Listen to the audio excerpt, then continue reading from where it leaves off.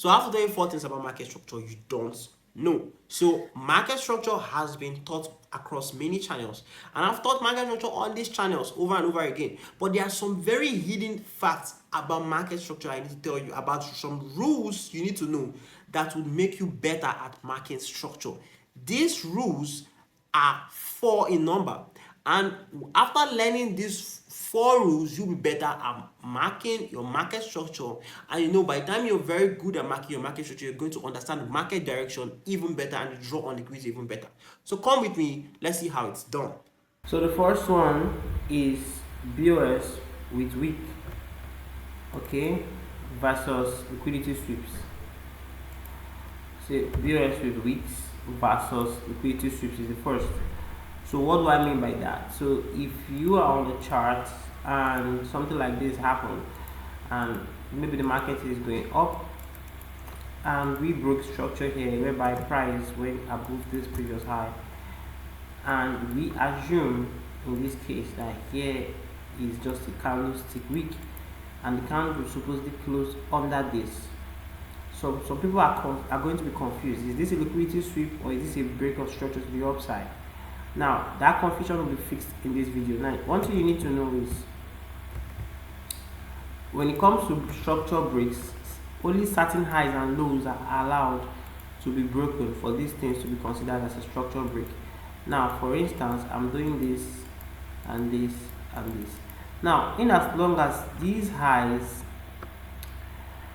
are getting, okay, let me use this other too.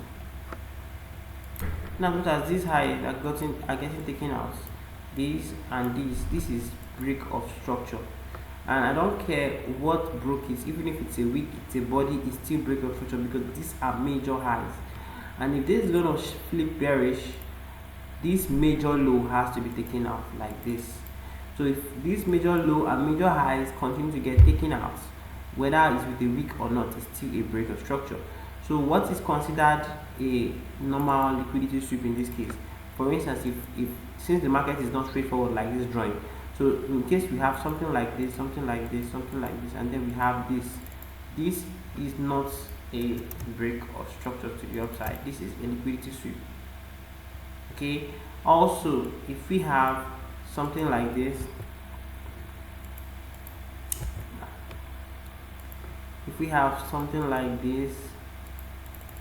this is not a break of structure to the downside. This is a liquidity sweep. The only areas that price cannot break is this low and this high. But if price breaks here, we have officially flipped bearish, and it doesn't matter even if we close with the wick here or we close with the wick above here. These are the major highs for every of these ranges I keep drawing. So we'll go on to some examples to see what we're talking about.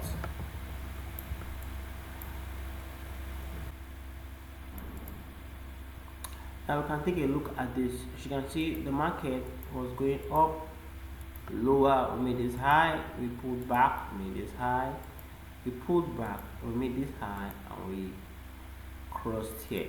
So what happened is, even when we broke here with a wick, this is still a break of structure to the upside. And even when we change character here, this is a change of character. When we broke through here with a wick, as you can see, it flipped bearish for that main time. Actually, after doing this, he actually retraced back, and then price now started dropping. So that's a sign that the market actually shifts bearish with just having a break of structure with a wick. Let's go to another example.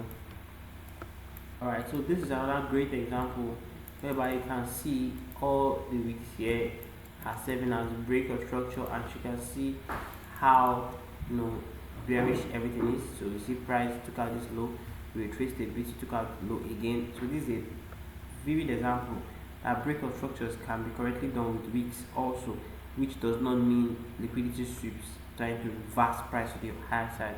No, structure is structure. So the second one is other blocks. I use OBS as other blocks. Other blocks hardly hold after a BOS with wick. So I'm going to explain that too. So what does this mean? So this means that when there is a BOS with wick, in most cases, if there is an order block around here, it's not going to hold firm. if there is a demand, order block is not going to hold firm. The logic behind that is that order blocks, we accept that these are the prices where smart money put in so much orders. So if price breaks structure with a week, it means there was not enough volatility, and that's why it actually broke structure with a week.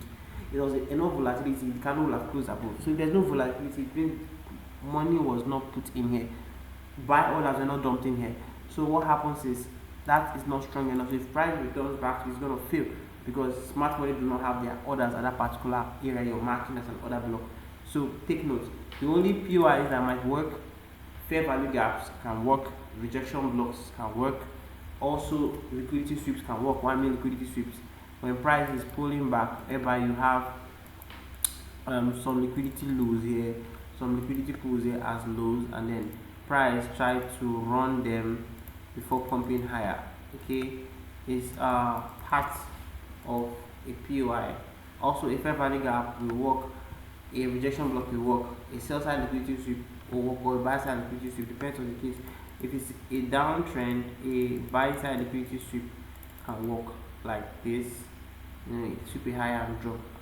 If or also a fair value gap can work, or a rejection block can work, but an order block will not work in most cases if this was done with a week. That BOS was done with a week. So let's look for vivid examples. Now this is a vivid example. As you can see, we broke structure to the upside here with a week, and as you can see, price retraced into something before going up. But as you can see, it's not an order block, it's nothing other than what, a rejection block here. You can see that rejection block, that's where price actually traded into and then flew higher. That's as one example. Let's go to another example. Alright, so you can see this example when there was a break of structure right here, a week, as you can see, and we have an order block right here, and you can see what happened. Our price literally slided through the order block and started reacting from this rejection block that was up. As you can see, that rejection block that was up, that's the reason why you see it drop this high. So let's look for one more example. This is a bullish example we have right now, whereby this is the break of structure, as you can see, and this is the rejection block that we have right here. As you can see, that rejection block we have right here, that price literally just mitigated. You see, that's why it went up. Also minus the rejection block, there is also this. Okay. And also this, which is sell side liquidity sweep as a POI to go higher. Okay, since other blocks are not going to work in this scenario. So let's go to the next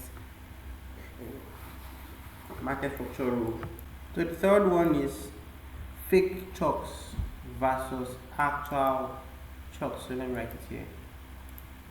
Fake chalks versus actual chalks. So what does that mean is that there are fake chalks in this market, so you see, and there are actual chalks. So I'll show you how to spot them. So this is how a fake chalk is. Remember, chalk is a change of character when the market is going up and up and up, and then all of a sudden it changes. So now this is an actual chalk, whereby all this low that caused the current high, when it gets invalidated, then that's actually a change of character to the downside. When it doesn't get invalidated, that is not yet a change of character to the downside. Okay, so what do many people consider a change of character to the downside, which I call fake chalk, is when price does something like this, does something like this, and then does something like this. First, this trade, first of all, price at this level, instead of it to break here, did some kind of movement around here, and they also call here a chalk. No, it's not a chalk. Or we have price going up and then price does something like this. Okay, this is not a chalk because this particular low was not taken out. If that low that caused the current high was taken out, then it becomes a chalk. If it's not taken out, it's not a chalk. And price has the potential of jumping from here. Yes. And also if price runs here, it's that shown that okay, this pair or this trade is completely now bearish. So let's see examples. This is an example. So this is showing a market structure that is going down for a while. As you can see, price kept going lower and lower and lower. So what happens is that after a while, price change structure to bullish, which is chalk. So what this means is that that particular change of structure to uh, change of character, this changing of downtrend to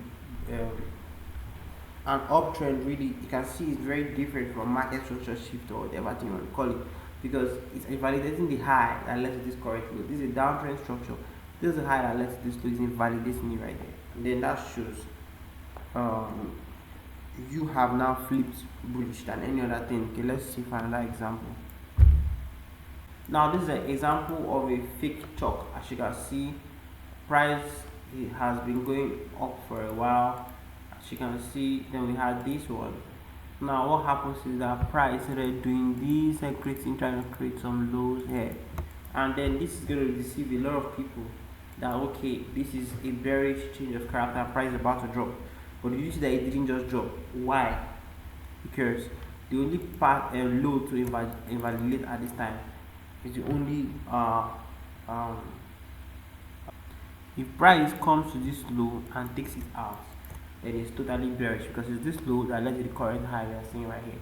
That's how it should be. So as you can see another example. Price is going bearish. We just created a low and we are going back, and then just took out this high right here.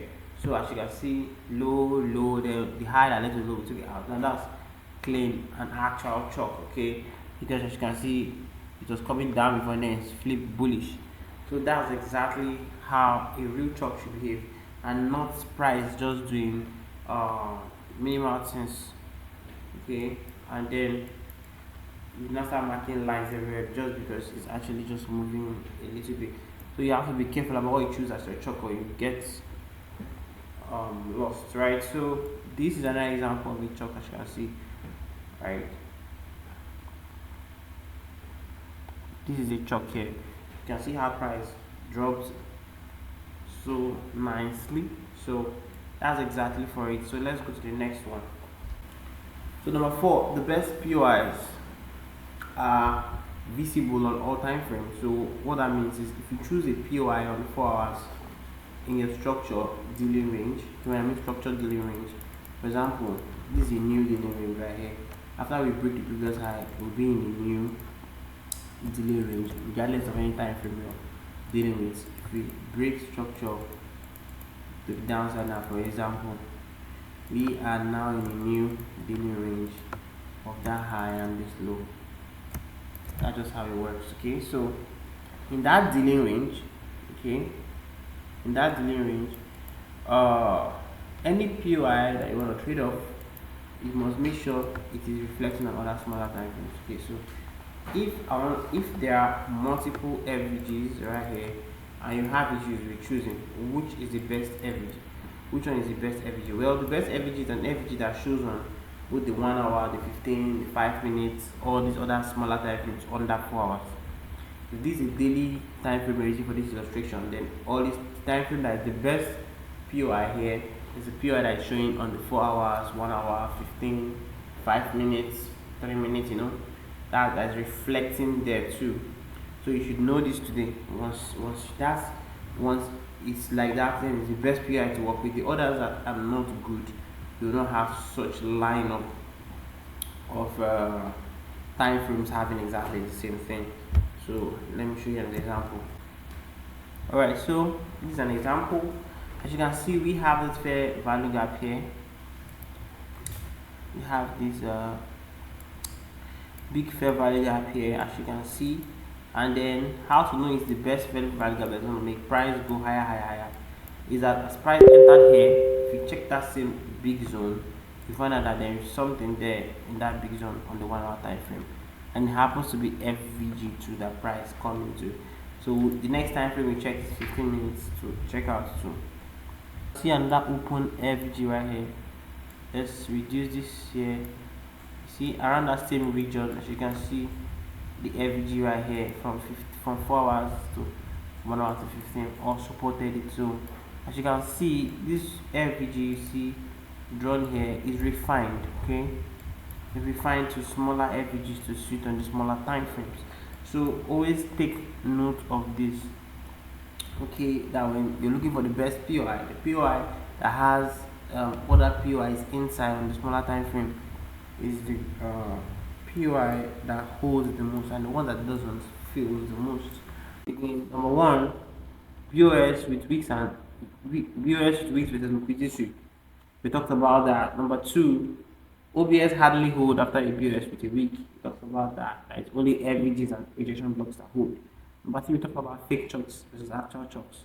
You saw the difference. Number four, the best POI are visible on all time frames. You just saw how only one FG break. For you to know whether it's gonna hold or not, then it has to be repeated over and over and over again. Okay, so that's how you know. So it has to show also across those time frames. If it doesn't show, then it's not. It has to show across all the smaller time frames involved. So that's exactly what I have for you guys in this video. You know what to do. After watching this video, if you like it and it helped you, do well to subscribe and like the video. Peace.